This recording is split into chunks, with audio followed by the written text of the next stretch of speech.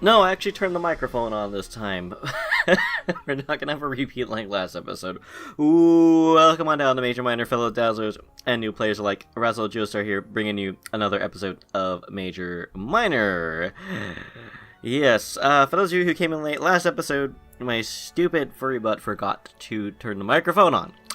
So it was a mute episode that was introduced by Riley, who won't be introducing this episode again because he was about to go and sidetrack the episode on a rant about wanting the throne and all that stuff. Which, if you watched the last episode, you would have seen that ended poorly because we were sent back to Terra by Rayo, rescued by a rather voluptuous, well-endowed female fox named Sam. Seriously, she kind of makes me uncomfortable with her scantily clad outfit, but anyways. We get rescued by Sam, meet up with Riley, and after a short confrontation with Mayon and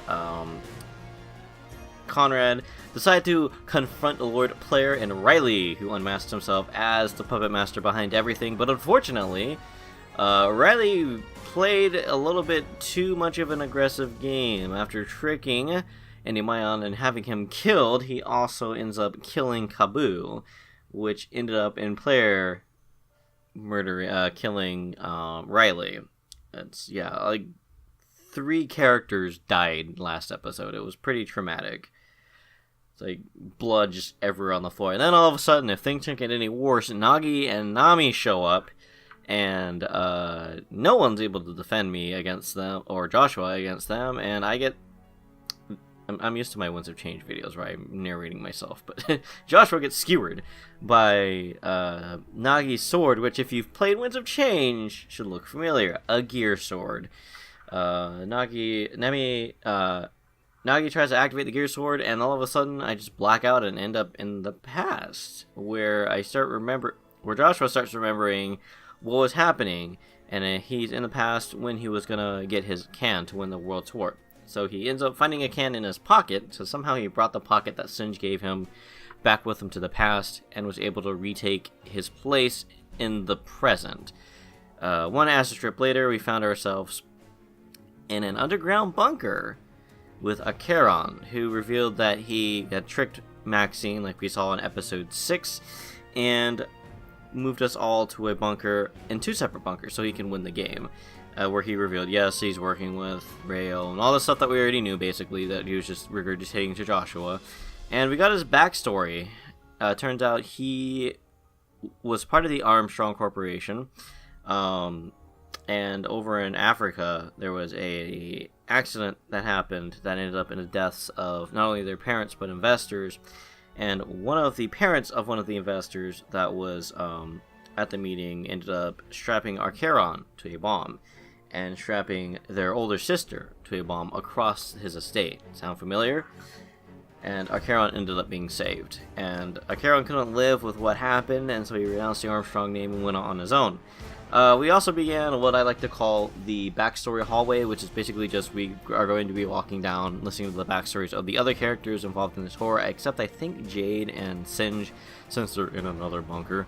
So let's get started with that. We also talked to Rook. We found out why he's involved in his tablet so much, and it's not just because he's an introvert, it's because basically he got a mentor to help him come out of his shell, and he ended up finding success as a maid cafe host while doing his own thing, and then all of a sudden his mentor died, and he couldn't handle the he couldn't handle the stress and depression that came with that.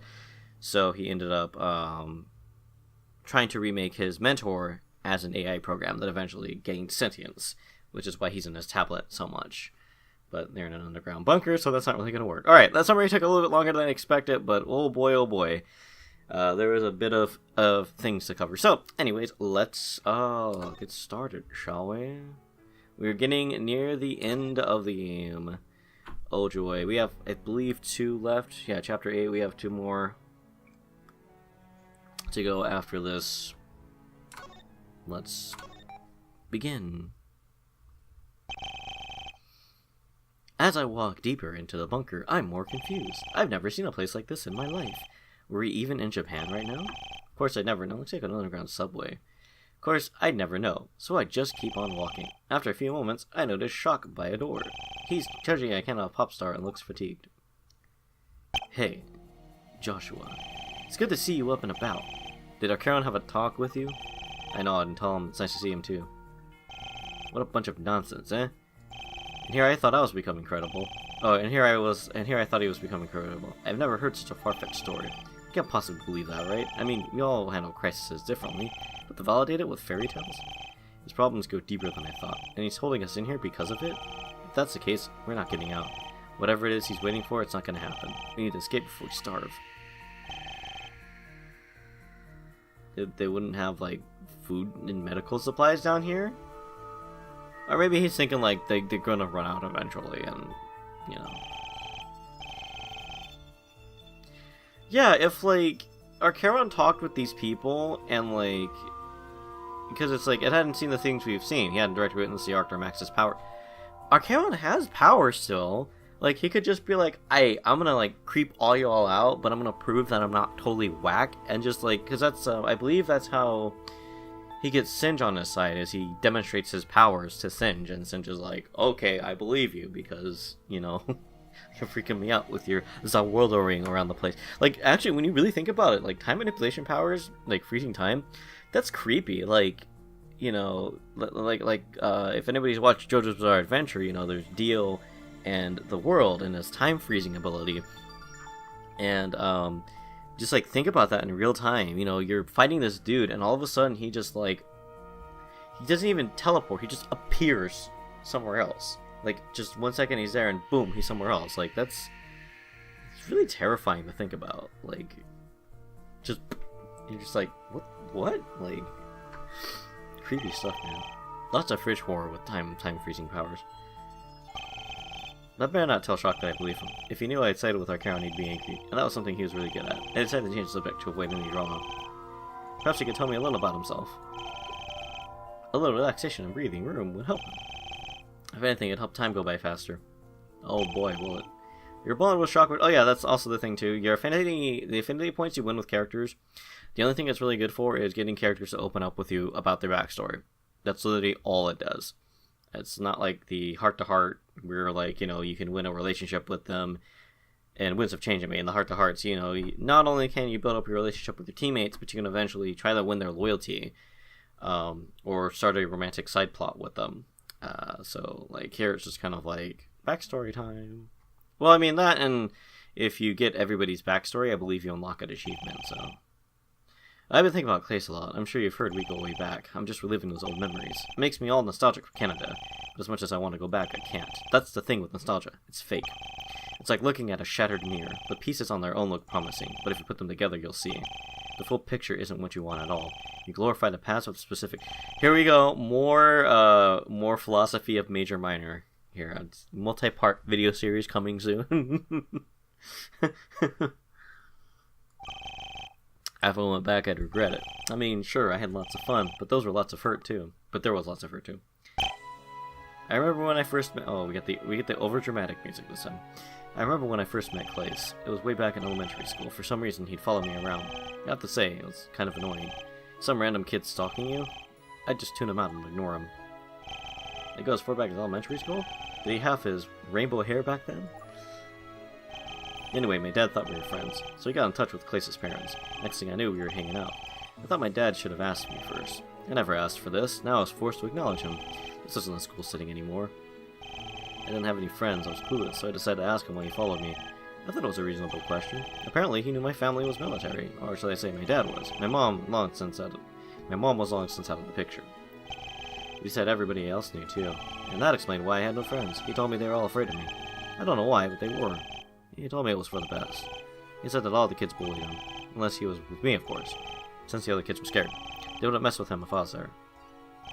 This would sound really weird, so just play along. I just feel like I don't measure up. My dad fought in wars when I was just a kid. Kinda made me feel important. I mean, having someone count on me. So I made sure the other kids stayed away. We became best friends after that. All the way up until high school. But who doesn't drift apart then? My dad's military days came to an end, and at that point he was a private contractor. He got a job and we had to move. I remember Klace taking it badly, but he had other things to focus on. He was starting to become recognized. Talent shows, contests, YouTube, you name it. His career was sure to blossom soon. It's too bad I'd be gone when it happened. Perhaps me leaving was a good thing. We'd be able to focus on his future. Better than us distracting each other. It took a while, but I got over it. We tried to stay in touch, but failed. You know how that stuff can be. So I started to focus on my own career. Turns out I was great at soccer, enough to get a full academic scholarship. I could go to any school I wanted, so I aligned with my dad's work. That's how I ended up in America. But something went wrong with his employer. Some crisis at an investor meeting. I never saw my father again. Oh, that's right, yeah. Everybody kind of ties into... Because, the mentor that Rook had, I just remember, the mentor that Rook had was an investor. So, he ended up biting the Dusto, at that investor meeting. Because, what happened was, I forgot if I explained it in the intro, but what happened was, one of the bombs went off. They were chemical bombs, and they didn't work properly, and they ended up activating during the investor meeting, and so everybody basically just, like, died to chemical weapons. It was terrifying. Very, very traumatic. Another mention of an investor meeting. Could his father have worked for Armstrong? I wasn't in the mood to continue school. I dropped out, took a bit of a dark turn. My promising soccer career died with him. I wanted to join the military, maybe to follow in his footsteps, but they wouldn't let me do it. They said I was mentally unfit. It hurt, but I get what they meant. There was a chance I was being reckless. So I kind of just went underground. Part of my life is a blur. There's one thing I remember, fighting. That's what I wanted, though. That's why I applied for the military. I had to find out last summer. When they turned me down, I went elsewhere. The term Fight Club is totally cliche, but there are lots of martial arts marines. Not all of them played by the rules, but that's kind of what I wanted. It's a good way to sate my aggression.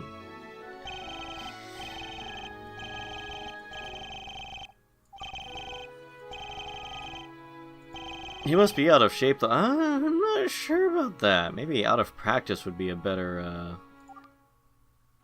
or he could have been, you know, using his time powers, too. Yeah, but nobody likes rule breakers. That's how you get the law involved. And trust me, they got involved. I was given a bit of an ultimatum. Stop the fighting or go to jail. Obviously, I choose to stop. But they still checked in on me. It's harder for me to stay anonymous. I had to show them I was done for good. So I decided to give them what they wanted. I picked up a guitar and started playing. The least violent thing I could think of. And what do you know, I was good at it. I didn't even have to practice. No one believed me, but I was a natural. So I started to play at open mic nights. Then the police left me alone. I guess they believed my little act. It's not like I liked playing the guitar. I just do it when the circumstances need it. I actually started to get noticed. Klace was getting famous by then too. To be honest, I had no idea. My priorities were always elsewhere. I remember seeing him do an interview. It was on TV in one of the bars. I thought he looked so stuck up. A far cry from the guy I used to know. Fame can change people, I thought. I hope it would never happen to me. But then I saw him, right there in the bar. He smiled at me and told me how good I was. He actually came to watch one of my shows. Usually it's the other way around. You go to a show and hope to get noticed. You never hear stories like mine. We shared some drinks and got to talking. I mean, I've heard of, like, the cliche of, like, guy plays music in a bar and gets noticed, but, at least here there's, like, some reason why. Like, if you remember Rocker's case, it was, Rocker's music teacher knew Singe, and then Rocker's music teacher dies, and then, Singe was like, okay, well, I'm gonna figure out where all of his stuff went, and here, you know, look into this guy that he doesn't shut up, and he probably didn't shut up about, and then here it's, Shock knew Klace, and Klace heard that Shock was playing in bars and went to go find him. So it's like, okay, at least it's not like Mr. Random Somebody. Or my favorite cliche I hate, which is, I uploaded my music video to YouTube and in a day it got over 1 million views. Yes, Mr. Random Somebody playing the guitar, you got 1 million views on YouTube somehow. Not gonna name any names. Gem. There's a Gem live action movie and they did that cliche. It's just kind of like, the internet doesn't work like that. Very, very, very rarely will you actually get very rarely will you get that situation where you like go viral on YouTube. It literally is a lightning in the bottle situation. Like, don't aim to go viral on YouTube. Just make good content, upload it, and do the things you should do. There's a lot to go over with that kind of thing, but yeah, just make content, do the things you should do, and hope you get noticed. That's when he asked me to play for him. I mean, it's more complicated than that, yeah, but that's like the basic overview. That's when he asked me to play for him. He was about to start touring. Him and his manager were seeking talent. I agreed without a single thought, and I can tell you it was a mistake. I was driven by nostalgia. Back when we were just friends, back when my father was alive, I wanted to feel that way again. Another situation for me to play the guitar, and a chance to relive those glory days. That was the recipe for this disaster. Sparring with him and reconnecting. It was like rebuilding that broken mirror. We got the good, then we got the bad. More death, more destruction. It became one huge nightmare. I wish I never agreed to join him. Maybe then I'd be all alive. Tragedy stalks me, you know. First my dad, now everybody else. And I can't even protect him this time. It wasn't like when we were back in school. You can't relive the past, I was naive. He slams his fist against the wall. That was... Okay, I'm not gonna try to do that. It looks painful, but he doesn't even flinch. I was trying to bang my fist against the wall, but I'm not at the right angle to do it properly. He seems to think he's responsible for all of this. That's why I said keep people away. I won't get close to anybody again. My true glory days were underground. I didn't make connections. There was no one around me to get hurt. I think this is the best environment for me. So when we get out, that's what I'll do. I'll go back to how things were before, back when I only looked out for myself. He turns away from me like he's done talking. But wouldn't that be repeating his mistake? If he knew what he was doing, he'd push forward. You're good, you know. I didn't see it that way. Food for thought, at least. Last time we talked, you mentioned charity work. That'd be a much better idea than peddling back. A relapse would only hurt everybody involved, and Klace would never agree to let him do that. Yeah, you're right. He'd just follow me like he used to. He walks away and his head held high, almost as if he's trying to max his crying, but from what he told me, he has to move on. He's caught up with some weird superstition. There's no way he was responsible for this. It was just a way to enact self-pity. He had to move on and realize it wasn't his fault. That was also have been extreme, but he saw it himself. As long as he doesn't lose his path, he'll be okay. I hope he struck to the philanthropy idea. I walk in the opposite direction, venturing deeper. After a few moments, I turn down a long corridor. Perhaps I could help the next person I saw too. As I walk forward, I wonder who that might be. Who do we have left? Oh, I think it's Inmoe. And we'll be getting backstories for some other people as well. Walker's still loafing around my save screen. It looks like I might be getting closer to the surface. The air is less stuffy and I feel a slight breeze. It's nice to feel outside air once more. I turn a corner and notice Inmoe standing there. He's writing the green wall with some chalk. I look closer, he's doing math. The same equation that saved our lives. Is he trying to figure out how to solve the problem? After all, Acheron gave him the answer earlier. Maybe he wanted to learn it on his own. Hi! Hello. Let's doing some math. I have an exam coming up soon. I don't want to fail. He seems to be taking his studies seriously. I ask him if he has some time to chat. After all, we might be here for a while. Yeah, sure. I have some questions for you, actually. Acheron told me a story about his sister. He said she had powers. But he said you two do as well? Does that mean you and Acheron are bad? I laugh, but this makes Emily look confused. I let him know that having powers doesn't make you bad. It's what you do with them that decides your allegiance. In this case, Acheron and I weren't evil. In fact, we were dedicated to bringing Max down. I let him know that she'll pay for what she did. I wish it didn't have to be like that. You shouldn't have to make someone pay, especially not for being bad. The goal should be something different, like not having bad people at all. Everyone would still be alive in that case. That's true, but it's not so simple. In fact, I know that's not what he really wants. He just wants his brothers to be alive again. You can never rid the world of bad intentions. Yeah, sorry, you're right. We always had so much fun together. But now, I'll get sent to another home. I really wish I could stay with the tour. It was finally starting to feel like home. I mean a real one. With a real family. If only Bro was given the same powers. It's all about saving people, you know. Just like he saved me a few years ago. What do you mean by get sent to another home? For that matter, how did Klace save him? Ask him what he meant by that out of curiosity. He puts the piece of chalk in his pocket. He looks a little nervous or hesitant. I promise I'd never tell anybody this. Even Sin said I never could. But I think I can trust you, Joshua. We've been through a lot, haven't we? And we haven't even known each other long. I really wish you could have met, Bro. Me and Klace... Oh, they changed the music. Me and Klace had a lot in common. Maybe that's why we get along so well. We both lost our parents when we were young. Oh, jeez. What's up with everybody around here and dead freaking parents? Like are we playing Major Minor, or is this like a Disney movie? I'm like, gosh.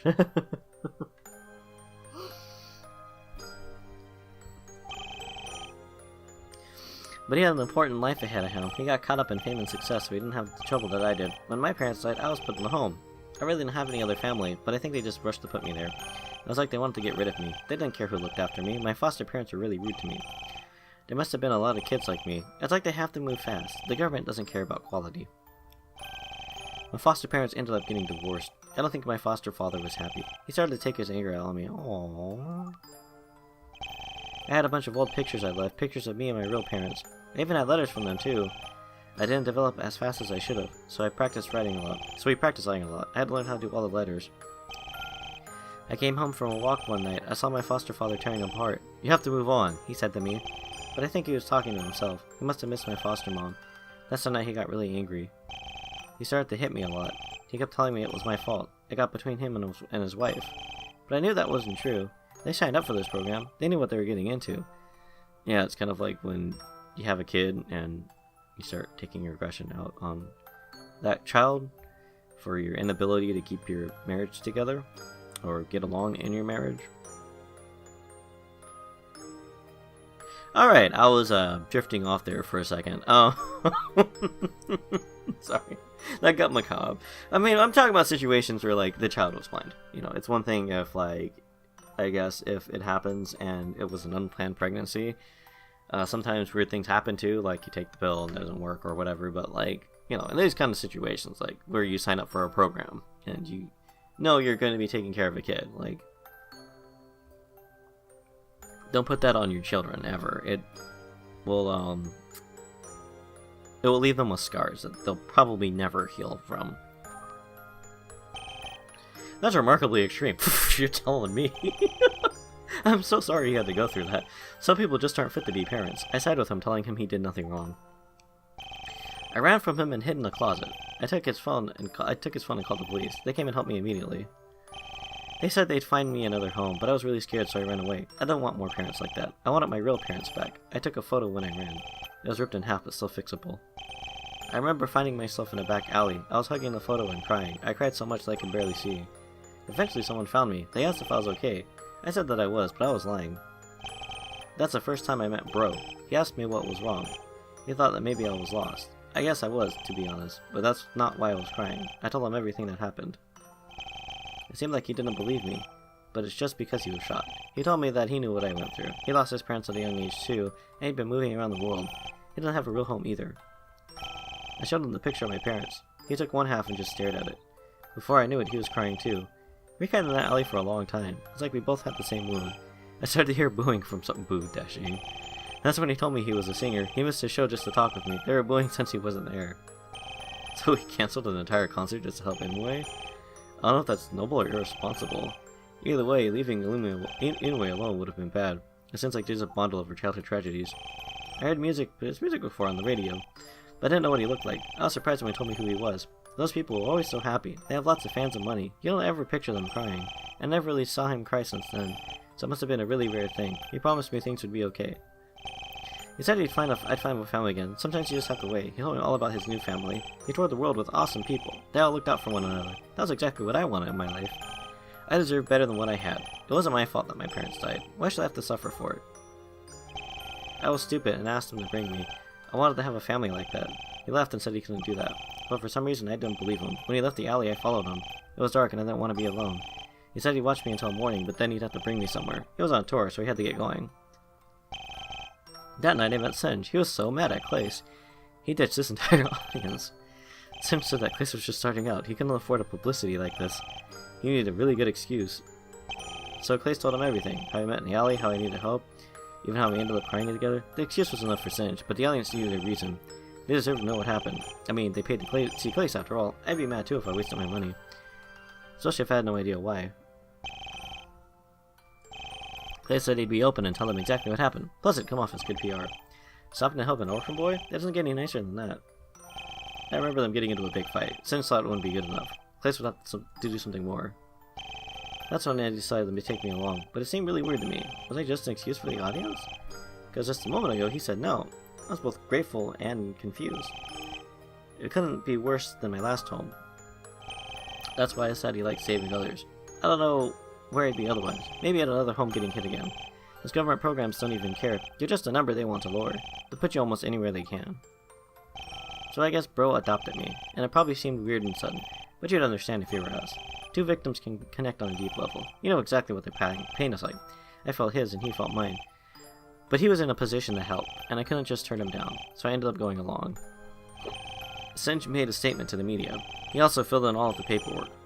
The audience was very understanding, especially since they'd rescheduled the show, so none of their money would go to waste, except for the people who can attend the rescheduling. In the end, it seemed like everybody won. That's how I got involved in the tour. That was a few years ago now. Clay, Shock, and Rocker got way more famous.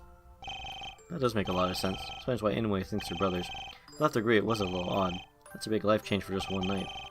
But I can't begin to assume what they felt. Perhaps in that moment it was the right thing to do. The world is full of weird stories like that. It only mattered everybody was happy in the end. It was really cool to travel the world. I got to see all sorts of neat things, and I got to see how cool Bro really was. The audience always cheered for him, as soon as he stepped out on the stage. I wanted to be like that one day too. I looked up to him. He taught me so much. He even helped me get homeschooling done. I was told to graduate like everyone else, but I had a big happy family, just like I always wanted. Well, except when Sid was mad. He laughed softly, and I do as well. Bro even taught me how to write properly. I was finally at the level I should have been, so I started to write letters to my parents. I knew they'd never get them, but it made me feel happy either way, like I was actually talking to them. Aww. I remember I remade the letters my foster dad ruined, but this time they were perfect, just like my parents would have wanted. And I taped the ripped pictures together, kept that framed by my bed all the time. I say goodnight to them in heaven. Klace always said that I'd see them again, but I can look forward to seeing him too. We'll all be one happy family up there. Oh, Jesus. Until then, I'll write to him as well. He walks away and goes back to the wall. He resumes his math after pulling up the chalk. So that's the story of how they all got together, and I guess how they got pulled apart. He told me he was studying, but he definitely wasn't. I saw the equation and knew what he was doing, but I wasn't about to call him out. 10 minutes. Almost midnight. The battle for the Ark would soon come to a close. Knowing that, I walked back the way I came. Oh, yeah, Daz and Singe. Where the hell was Jade? Like, I totally forgot about Daz. Like, I think the game totally forgot about Daz, too. Oh, speaking of tough times, there's something catches my eye.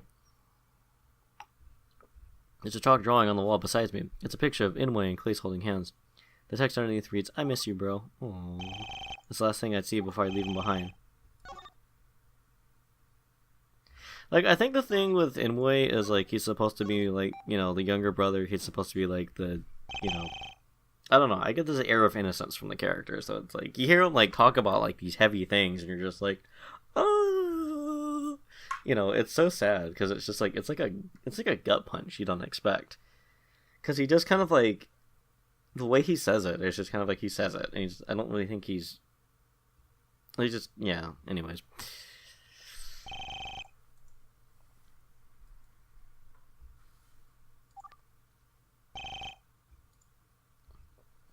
Perhaps they branched out. Yeah, they didn't, like, think of any food supplies, like.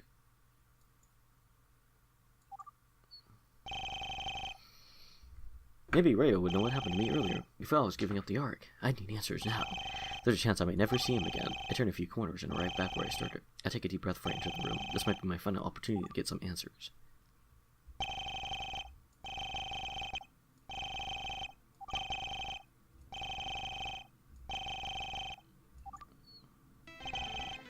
So, this is it, huh?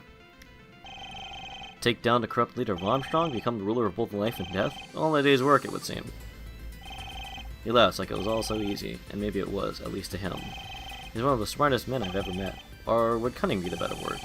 I'm sure that many words would describe this guy. But soon enough, he'd be the Ark's new master. At least he'd be more open with me than the last one. Ooh. Just under a minute now. I love to see the look on Max's face. And it wasn't karma, it was me. This was a lesson long in the making. You hear about killing to seize power, but death is not always the answer. She bastardized our parents' tenets, progression through protection. They'd be ashamed of her rulership. Max in the Ark would be a disaster. Her philosophy is proof of that. She'd usher in a new dark age. I didn't do this just for me. I did it to save the world from suffering. Or you could say I'm a savior too. I'll do what my parents always wanted. I'll make this world a better place. A place where I'm proud to be an Armstrong. He looks at the pocket watch one more time. I can tell by the look on his face we're close. Time to see if this was worth fighting for. I press my back against the wall and ready myself. I experienced this enough to know what it feels like. Acheron remains still, standing tall and proud. I guess in his mind, he had nothing left to fear. I scream out in agony and clutch my chest. I expected to feel the pain, but it's still so much.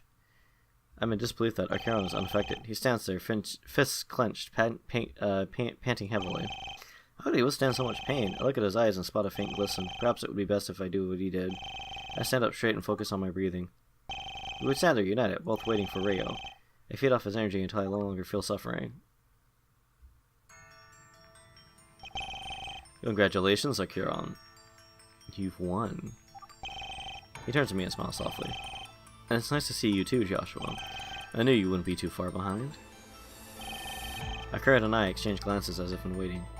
So, what happens next? I'm sure there's lots to teach me. That would be quite the understatement.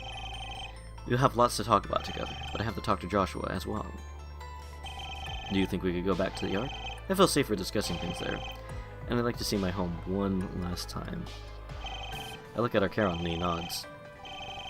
It's not like things would be any different than normal. Thank you very much.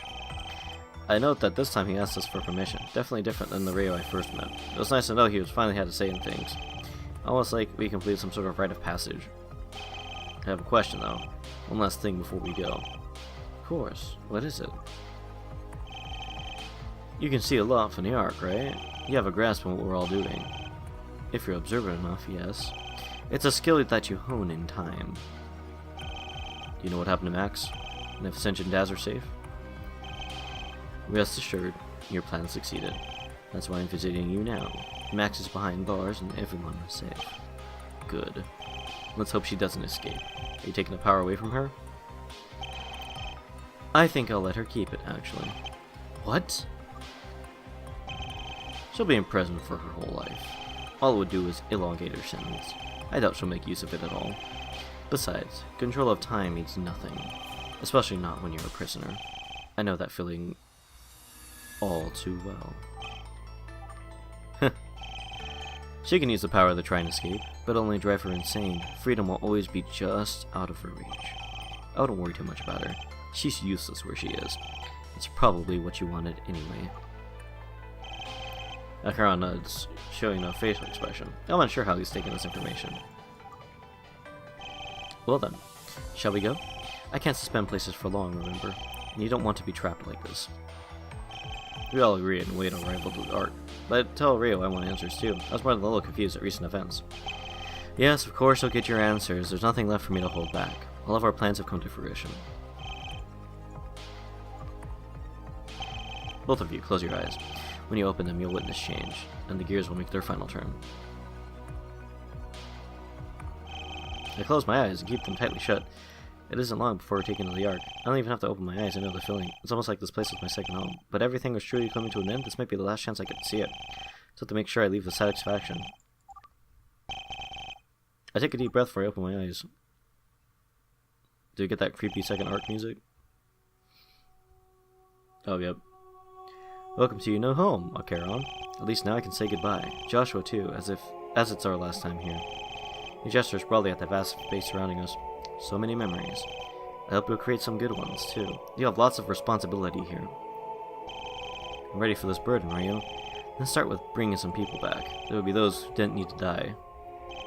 Of course, but not so fast.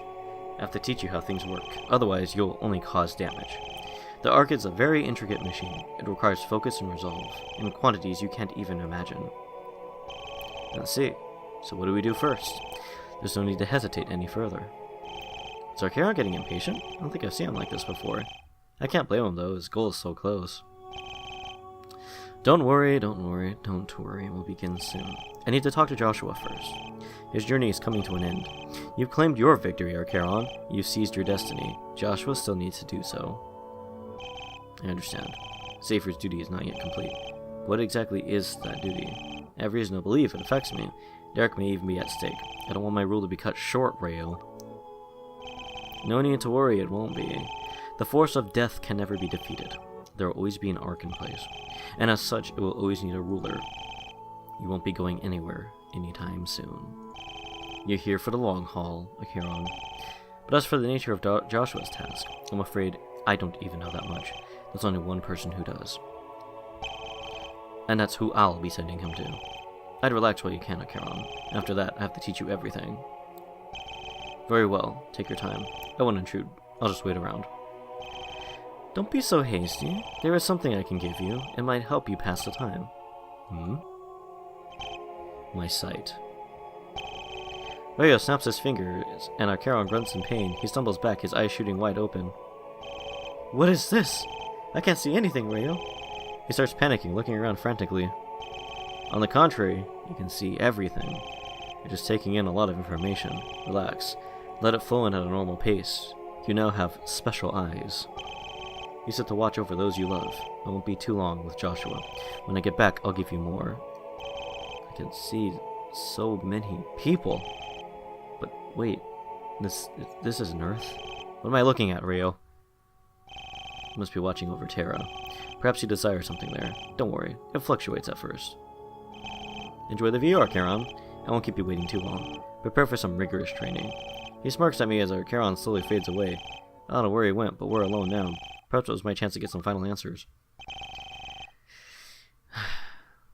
What an imprudent little... Anyways, I'm sorry for the dishonesty I've given you. You deserve the truth from now on. And that's exactly what you'll get. After we're done talking, I'll go back. Acheron has to go through lots of training. I need to feel comfortable when I leave. I just didn't want him listening in. This started between the two of us. It's only fitting it ends that way. He gives me a warm smile before he continues. I see you've met Nami and Nagi. They're a force of pure evil, as well as the start of my story. They might seem relatively new to you, but for me, it's been quite a while. Let me see how I can explain this. Everything I've done, I did to help you, including my surrender of the Ark. It was the last thing I wanted to do, but there is great power within you, as both Velasquez and Nagi have stated. Power enough to deliver salvation. Or destruction if you put it in the wrong hands. That is what Nagi and Nami strive for. And to be honest, they almost had it. The moment Nagi drove his blade into you, a massive burst of energy was released. It made even my powers look infantile. They sought to harness the power within you, likely to achieve some nefarious goal, destruction of an infinite scope, I'd wager. Most people wouldn't be able to do this, but they possess a special set of weapons. Weapons that allow them to use this energy. What is the energy, you ask? That is something I can't tell you. Velasquez will have to explain it.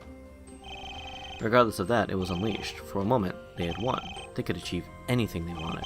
At least, that's what they thought. They were unaware of my existence. Velasquez hid me here for a reason. The power spread like a huge wave. It had potential to span the entire galaxy. But the first place it touched was here. I felt it within me. I was in awe of how strong it was. How could one person house this power? But I had to snap back to reality. They weren't unleashing it peacefully. I had to do something to help. When it reached me, I tapped into it. The powers it gave to me were godlike, but I wouldn't be blinded like them. I couldn't have our universe destroyed. Extremely counterproductive, if you ask me. So I did what I was best at doing. I amplified my ability to play with time. I was able to suspend all of Terra. A temporary fix, but a fix nonetheless. The wave of destruction came to a halt, but I had to formulate a plan. I couldn't keep Terra frozen forever. I needed to save all of you from Nagi, but I couldn't do that in suspension, and limit it in my physical interactions. I realized I need to leave the Ark, not temporary, but for good. And I'd take a sliver of my power with me, enough to buy a few hours at least. Your wounds needed tending to, and you all had to get to safety. Normally, leaving the Ark is impossible, but with this amplified power I could. I just needed to find a fitting ruler. But now I'm getting a tad ahead of myself. I don't want to force this duty upon you, so I sent you back. I gave you a choice. Explains why I ended up in the supermarket right after. That was one of the burning questions in my mind. I knew you wouldn't back down. You're not that kind of person. But it wouldn't be right to assume. I'm glad you agreed to partake, Joshua. It meant my plan was free to move forward. Watch you, and find myself a new ruler. I picked Acheron and Max, of course. I let them battle for a spot in the Ark. I'm sure you know how that ended up. I wish I didn't have to give up the Ark. I'd rather like it here. I really do, but it was necessary to protect you. I have to say, Acheron is resourceful. He used this contest to set up his sister, expose her as corrupt and put her in jail. Using the world tour as a front, no less. I was honored to witness such genius. I knew that the Ark had a worthy ruler. So there you have it, my game plan. I used your own power to freeze Terra, gave you a choice, held a contest. Acheron used this contest to his advantage, he achieved his own goal, won the Ark, free of ownership. Now I can go to Terra. I'll save you and your friends from Nagi, and then you can journey right to Velasquez. He'll help your journey come to an end. What? I know it's all confusing, isn't it? The timelines don't exactly add up. I mean, what was the inciting incident? Was it you getting stabbed by Nagi? Or was it you winning the contest? It seemed they happened simultaneously, but they couldn't happen without each other. One required the other, and vice versa. I debated it for a long time myself, but I've realized I'll never know. I can never comprehend this power, nor the scope of what it could accomplish. I mean, why Pop Idol's World Tour? It seemed like a peculiar venue, but I only recreated what I knew. And that's where it gets interesting. Does this mean I created it to begin with? A self-fulfilling prophecy, so to speak? I probably will never know. Let me see what else I need to tell you. I have to make sure I don't hold back.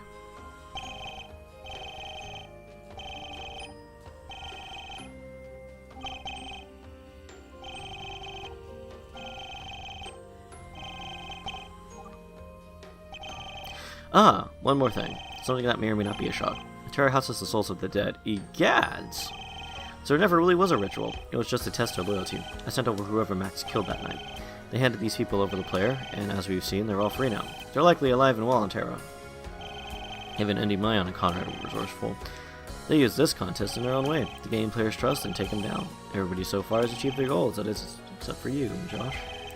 You must pay one last visit to Terra. Velasquez will tell you everything, and you can finally become the savior. This is what you are meant to do. Perhaps you can bring back the lost. If I could turn back time with your power, I can't even imagine what you're capable of. And everything that's happened so far, it was all to save you from Nagi's blade. In that instant, it all came together. All the anger, the hate, the sorrow, the fates of those who didn't make it, they paved the path to this very moment. Terra still remains in stasis. I'm going to rescue you, Joshua. You and all of your friends. It's time for you to save Terra. Don't let this sacrifice be in vain. That's the only thing I want in return. Please, live out your duty as savior. The lives of so many rests on your shoulders. I watched what happened in the bunker. Some of your friends opened up to you, but their stories are in no way unique. Everybody has a story of their own, but without you, it will end. Please, help all of them continue. He starts fading away and I reach out to him. You know, I'm gonna miss it here. I forgot what this place looked like, but then I gave Acheron my sight. It's beautiful, isn't it? He smiles at me before he fades away even more. And for the first time, I got to see you. Now I know what our savior looks like. And he looks like hope. Oh, could he not see properly with the special eyes? Talk about blessed with suck. Before I know it, he's gone, off to save me and complete his... Well, yeah, because he's probably, like, focusing on so many... This kind of reminds me of an idea the manager had for a story he was writing, where he had one character who was an overseer. He's, like, basically a demigod and an overseer of things, and he basically learned how to multiply his consciousness. He learned how to, like, multiply his consciousness. Like, multiply his... not his essence, but, like, his mind or whatever into multiple instances. I think the character explains it as, imagine taking a CPU and turning it into a dual core, then turning it into a quad core, and then, you know, like, you take one, he's basically multiplying his processing power, essentially, and then taking that and putting it into a vessel. So it's like he's able to watch over what's going on by having these instances of his own cloned, I guess, mind inhabit these vessels, so he can keep a watch on them. So it's like, you know, imagine just bouncing around between all of that. You're never really kind of like here in the moment, so to speak. So like Rayo is like watching everything that's happening. So he's never really like in the moment, like he's talking to people, but he's never like fully there. He's always like somebody who's like multitasking and talking to you at the same time. They're never really there. They're able to tell you and talk to you, but they're not really there. More philosophy of major minor material. Request to save the savior. Did I not read out the previous one? And you know what this means. And the next thing I know, I'm back here. Rayo must have sent me away after our little chat. But for one thing, I feel none of the inertia. This means I'm not going to Terra, but... Hey! Look who turned up late to the party. Hey, Joshua. Is what that man said true? That you're going to save a lot of people? I'm taken aback by Keela's sudden appearance. He just drops in like a wedding crasher. He seems to know all about what Rayo said. So he must have been seeing things from my eyes too. But Rayo said Terra houses the souls of the dead. If that was the case, why is Keela here? It's probably something Velasquez will tell me. If that's true, could you save me? I feel kinda lonely here, you know. It's just me and millions of voices. It's driving me insane to hear all of that. Thankfully it stopped when you came, and I'm glad to see you again. I look at him at a return, telling him it's true. Everything that Rayo said was the truth. I've been juggling that fate for a while now. Wow. That's pretty heavy, Doc. Although Max didn't hint at it. Did hint at it, over the loudspeaker, I mean. I'm sorry I couldn't tell you it was her. She threatened to blow up the building. I had to hide it in order to keep you safe. But I'm glad that she's behind bars. She doesn't deserve to walk free anymore. She's done far too much to hurt people. He clenches his fists in visible anger. I'd never believe this if I wasn't here. I feel like I'm stuck in purgatory, so I have to open my mind a little bit. But all of this is so extraordinary. To be honest, my brother would have loved it. He was really into all that anime stuff. His brother, eh? I believe he mentioned that back on day 1. On the train he said he was visiting his brother.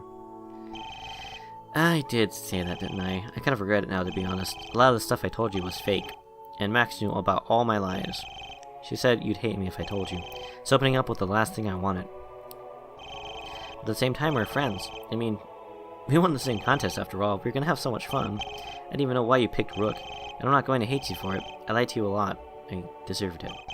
But now that I know the truth, that it might be possible to save me, I feel like you deserve the truth. It's up to you to decide, Joshua, if you think I'm worth saving. After all, I've been a huge fool. Much to my dismay, he starts to fade away. He seems to think this is my fault and panics, that perhaps I don't want to hear a story. No, please, let me tell you. I want you to know why I lied. He looks around frantically and starts to reach out toward me. I call to him, reach forward and return. And he comes back into view with a large smile. Perhaps we were close enough to maintain a connection. He takes a deep breath, or perhaps a sigh of relief. Now it'd be possible for him to tell a story. So many backstories. I told you guys, well, I would have told you guys the last episode if the microphone was on. I called it the Backstory Power Hour, because that's basically all we're doing in Chapter 8 and 9 is listening to people jabber on about things.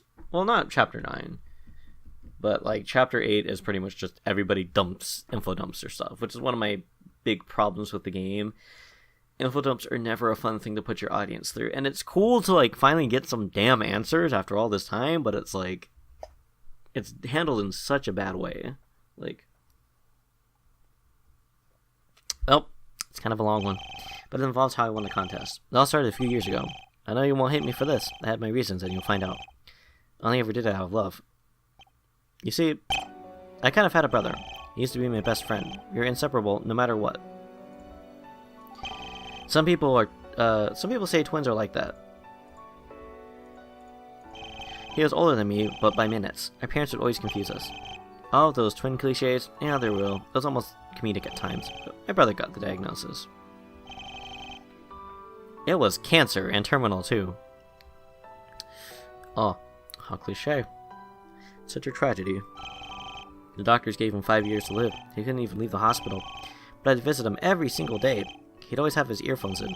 I told him it was rude. He didn't care. He liked the sound of pop music, he said. It was so upbeat and bubbly. It made him happy and hopeful again. He really was a big fan of Klace, but he also liked Shock and Rocker. He had all of their CDs and everything. But as time went on, his condition worsened. The help he found through music wasn't dead. Nothing could pull him through what he had. That is, until the contest was announced. He was so full of happiness and joy, he'd get to meet the people he idolized, but at that point he was bedridden. So every day I'd buy 2 cans. We'd share them hoping that he'd win. Of course, it was all a pipe dream.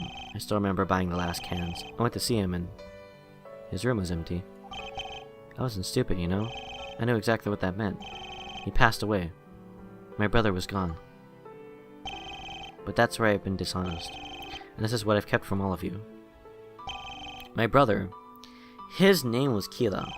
That's right. I've been lying all along. My real name is Eddie. And I'm sorry. And for those of you who watched the, me putting in my name, that's why I put in Eddie at one point. I wanted to see if Rayo would wisecrack about that, but...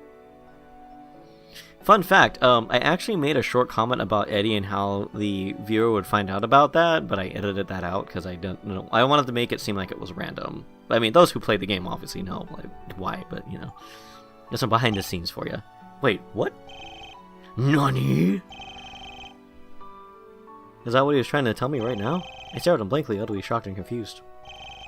The day I found his room empty, I didn't know what to do with myself. I sat there anyways and drank the pop star. But wouldn't you know it, I won. I sat there crying for hours. Why couldn't it have been a day earlier? I decided not to let it go to waste. I wouldn't rob him of his final dream. He deserved to experience what he wanted. So that's all there is to it. I took his ID and pretended to be him. We were twins, so it really wasn't hard. This way he'd get what he wanted. I know it doesn't make much sense, but it did in my head at the time. He starts to cry in front of me. So he came here to fulfill his brother's dying wish. Great posture, yes, sir. That's really noble of him, and I respect that. But I'm still taken aback by his true identity. There's more to it, you know. Initially, the hospital hid it from me, but I found out that he took his own life. Yee. Not everybody can stay strong with cancer. There's so many stories of people winning, it makes you forget they can give up. It turned out he lost all of his hope. He thought he'd never win the contest, and you'd never guess why. He looks away from me like he's scared to continue. It's because you found the first can. He felt like his odds were getting worse, until he felt like he didn't stand a chance. I was responsible for Keela's suicide? He gave up because I found the first can? I almost can't believe what I'm hearing right now. You know, I really hate Tokyo. I hate maid cafes, I hate anime, I hate ramen, I hate everything. Almost most of it all, I can't stand Klace. His music reminds me of my brother. The smile he had when he listened to it, a smile that I'll never see again. And it really is because of you. He clenches his fist and trembles angrily. But there's really nothing I can do. My brother doesn't have room for hate. It's not his nature to hold a grudge. It's not fair to lash out on you. If I'm being him, I have to play the part. That's why I've been so overly friendly. Everything about Japan would excite him, so I tried to act that way too. And it's for him, not me. But I was constantly conflicted. Should I be kind to you like he would? Or should I be mad like I would? I guess it's pretty obvious what I chose. I'm going to continue doing it. I'll be your friend for his sake. Everything I've done was for him. And now that I'm dead, I'll still do it. I'll never give up. I'm never giving up this act of mine. When we drank the Pop Star together, he'd always talk about potential winners. People he'd like to spend a tour with. And he said they'd be great friends. In fact, he said he'd keep in touch. A tour like this makes people bond. But look at how it turned out. Maybe it is better he wasn't here. He wanted happiness, not this mess. Even if he lived, he would have died. That's assuming you still chose him. I forgive you for letting me die, though. I lied to everybody I was sketchy. I don't blame you for favoring Rep. So that's the truth. I hated almost everything about this tour, and I hated it before it all went to hell. But I've been doing it all for Keela, because that's what he would have wanted. There isn't room for what I want. Except, there was this one little thing. If you're open to hearing it, that is. I nod almost instinctively.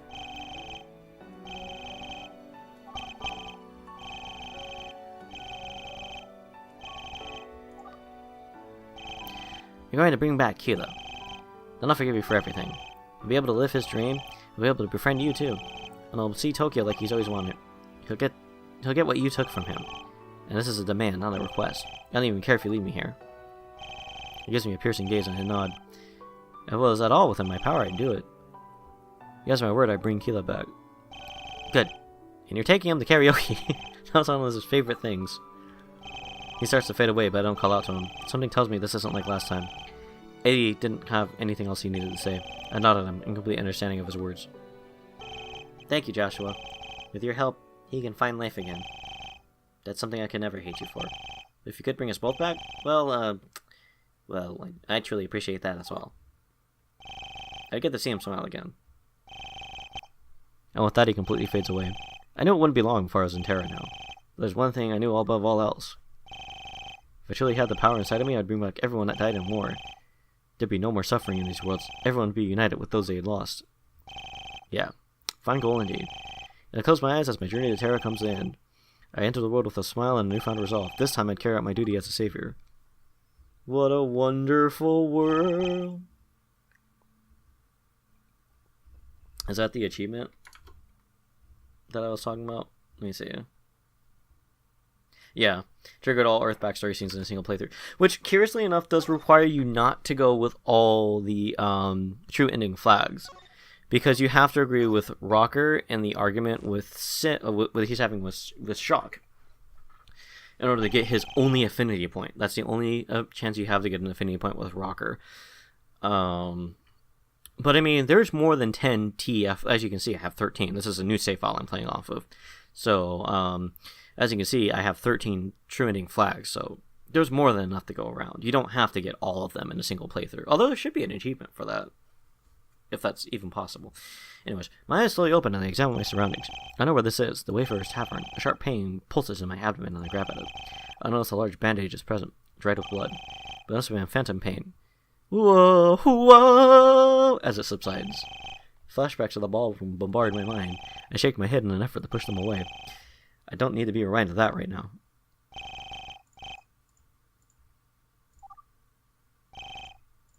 Moments later, the door opens. Wow. It's good to see you up again. You've been out cold for almost a week.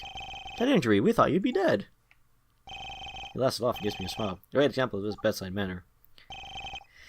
Hey, cornball, get in here. Your special friend is moving again. PB rests his back up against the wall. After a few seconds, I hear someone run up the stairs. Sure enough, it's Conrad, panting softly as he enters. PB, you better not be. He cuts himself off the moment he sees me. Joshua, I can't believe it. Almost everyone said that you'd die. But I can't lose you just yet, I can't. He runs to the chair beside me and sits down. I was thinking to get you to Velazquez.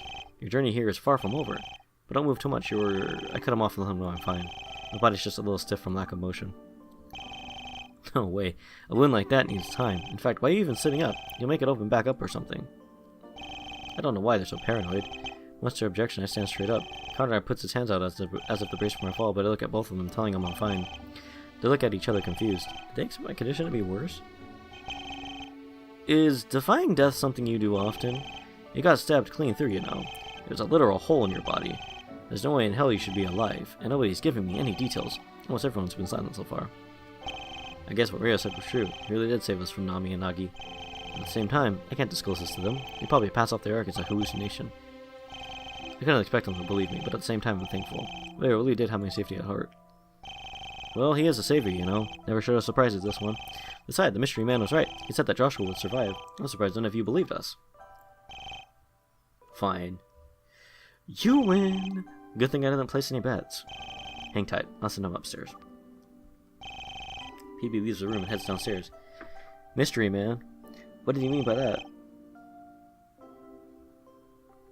I sit back down and look at Conrad. Well, a lot of us don't remember. Claire's residence is just a big blur. After everything ended, we woke up here. PB had to fill us in on everything. We were brought here by a stranger. Some random man saved our lives. He said that he attended to your wound. He told us that you'd live through this, but I was the only one who believed him. It's nice to know he was right. The other people were starting to get to me. Pessimism can do that, you know how it is. I just didn't expect it so fast. A wound like that should take months, if it even heals up at all. But if there's one thing I've learned, it's that nothing is impossible. You can leave Terra, after all. Everybody says that's impossible, but the word doesn't mean it can't be done. More like, it deters us from trying. So I expect you to prove them wrong. It seems like you're good at that. He smiles at me and I start to wonder, this mystery man, could it be... The pieces start to fit together, but there's no need for my mind to do any work, for I continue thinking he enters the room. Hey, he's finally sporting that hood that we've been putting him in. Or he's been popping up in all of our extra material in. Oh, here he is now. Joshua, why don't you thank him? You owe him your life after all. Oh, I believe there's no need. We have a sort of an arrangement. Hmm? Rayo holds out his hand towards me. It's like the other times, but this feels different. Even after leaving the Ark, he still follows me? There'd be so many places he could go instead. But here he was, in the real world. No longer held back by a prisoner of the Ark. He'd be free to do whatever he wanted. And that thought was both terrifying and reassuring. Come, Joshua. You have a royal ball to attend, and some final truths to unveil.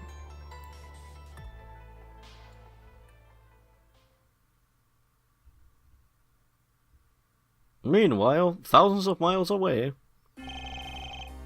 It would seem the time has come, Dusk. I must make my final preparations. What would you have me do? Surely I can help you, my liege. I can hear the voices from outside. I didn't expect this many to come. I'm afraid I'm getting a little nervous. It's natural, I'm sure. This is a big day for you, Velazquez. Soon you will reveal everything. I can only hope for a positive reception. Perhaps that's why I'm scared. I have no way of knowing how they'll react. It's different from no other speech. Don't overthink it like that, my lord. Focus on poise. Speak loud and strong. You're in the highest position of power. You need to focus on how you say things. It's more important than what you say. I suppose you're right. As usual, you have a way of calming me. I choose to focus on my demeanor. That's a good idea, Velazquez. It would be bad to show them fright. In turn, they'd feel scared as well. Your bearing transfers to your subjects. A happy king? Well, it creates a happy world. That's something you must remember. Creating a happy world? I'd quite like that, Dusk. Thank you again for your input. It is an honor. Is there anything else I can help you with? I suppose we can't delay this further. Please go ahead and open the gates. We must prepare for a very special guest. The bonds we forge. Hey, that sounds familiar. You mean you two know each other? I thought you were just some stranger. I guess you could say that's still the case. I've been less than forthcoming until now. But to answer your question, we do. I'm sensing some kind of story here. You haven't been lying, have you? I shake my head. Of course I haven't been lying. I just didn't think that anyone would believe me. The story of the arc of my destiny was quite strange. Well, go on, I'm listening. You can't just leave me hanging. I'm afraid you might have to, Conrad. You wouldn't understand the truth.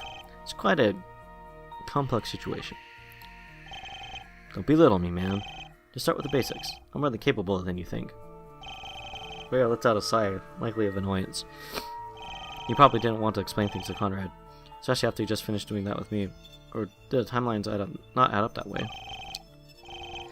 I guess he still had the trainer Acheron. That means time may have passed for him. Either way, he doesn't seem interested in talking, but it's just interested in stopping Conrad from trying. Well, that's a long story, but me and Velazquez work together. We've been partners for quite a while. That's bogus, Rio. I would have seen you before. I practically lived in the castle. That's not that simple, Conrad. I'm not exactly what you call a Terran. I watched over this world from far away. Come again? That's all I'm willing to say right now. I worked with Velazquez for a long time. You could say we ruled Terra together. I believe that Kaling found this out. Probably why he was sent to player's prison. Velazquez wanted to keep me a secret. I was what you call a scapegoat. It's thanks to me that Joshua was alive. I was able to stop Nagi and Nami too. But if my existence was made public, well, I'd probably be dead right now. Then there'd be infinite suffering. So I hope you can forgive Velazquez, Conrad. Keeping Kaling quiet saved the world. Having him talk would have been catastrophic. Reddy mentioned that, didn't he? Said Kaling had some royal secrets. Secrets that could ruin King Velazquez. Of course, it's far from the truth. Velazquez hasn't up to anything sinister. Your friend just had an undying grudge. I knew it. Velazquez isn't evil. I didn't even believe what Riley said. He said Velazquez was an employer. It was a trick, wasn't it? To catch any Mayan off guard. That way he can make his move. Exactly. He wanted you to blame Velazquez. He planted seeds of regicide within you. I guess he thought you'd kill the king. At that point, he'd offload Claire. Then the throne would be his to take. Quite admirable. I'd give him that. But Claire was his puppet no longer. Riley's ambitions died alongside him. That's what happens when you serve yourself. Speaking of which, where is Claire? I haven't seen him since the ballroom. I gave him a good head start. He said he wanted to get away from this, start all over again, make a new life. It wasn't in my nature to deny him, so I guess you could say that Claire is dead. He's starting over as a new man. Till someone manipulates him again? That's a stupid thing to do, Rayo. Perhaps. But that is all I'm going to tell you. Know that Velazquez's goal is honorable, and Joshua helped make his vision real. I'm sorry you lost your friend. I'm sorry you went through all of this. But it couldn't have happened any other way. Never. It's fine. Thanks for telling me what you did. Now I know Velazquez is clean. So I guess it's time to head to the ball. I heard he's going to make a big speech. Probably has to do with you, Joshua. I wouldn't doubt it, actually. His secrecy made people doubtful. They started to think he was evil. But if he opens up to everybody, perhaps their minds will be put at ease. Working towards a better future. I'd only be lying if I said I was curious. I'd be lying if I said I wasn't curious. So we should stop wasting so much time. If we stay here, we'll miss everything. Words of wisdom, Conrad. We wouldn't want to be late for this thing. After all, Joshua is the guest of honor. And he didn't even have to write political blogs. Fancy that. Alright, let's get downstairs then. People want to see you, Joshua. They all thought you were dead meat. And thanks for being open with me. I didn't mean to accuse you of lying. It just seemed a little far-fetched. Conrad smiles at me as he leaves the room. I can hear him descend the stairs with heavy steps. It's true, you did make friends here. Perhaps it's time to say goodbye to them. When you meet the king, this will all be over. He leaves the room after giving me a slight bow. I can't believe this is finally coming to a close. Everything I worked for is happening today. I guess it's really time to say goodbye. But it's only been like a day. Whatever. I leave the room and follow after both of them. It was time to see how this would all play out. And this is where I'm going to go ahead and ice things for today. Woo. Boy, so we finally got through Final Hallway 13. That doesn't mean listening to people jabber on is over with, but, you know, that's just how it goes. So yeah, this is the part of the game where pretty much everything is coming to to a head. We're gonna find out why everyone's doing the things that they're doing. We'll finally get to Velasquez. Only took us 8 friggin' hours to do that. Like, jeez. Well, I think it'll probably take us around 9 hours to do that, because we still have to actually get there, and then involves more jibber jabbering. But yeah, we're almost to the end. We'll get to see how this all plays out, and we'll get to see what happens when Nagi and Nami turn back up. Because if you think they're gone, oh no, they'll be back, I assure you. And that's when things will get interesting. So, my name is Jojo. Thank you guys for watching. Remember to rate, comment, subscribe, and hit that little bell and become a Ringling Dazzler. That's cool. Or you could just be a Dazzler. That's fine too. It's always nice. We also have a Patreon going up, which I just noticed recently. I had that set to per video, which I'm sure scared some people off. I used to have it set that way because I barely upload it, and then all of a sudden I start uploading again, and so it's like $1 per upload when you upload whenever you feel like it, which is a reason why you want to become a Ringling Dazzler, by the way. I'll throw up random videos like the naming myself after characters video. That was totally unplanned for. Somebody mentioned that, and I was like, hey, video idea. So I've changed it back to a per month basis, so it's not so like random anymore. So anyways, there's that. There's also Ko-fi if you want to throw a one-time donation. So I believe that's all the obligatory bases covered. So my name is Jojo, and I will see you next time on Dragon Ball Z. What would be Major Minor Z? No, Major Minor Z would be the sequel. Yeah. That's how it'll go.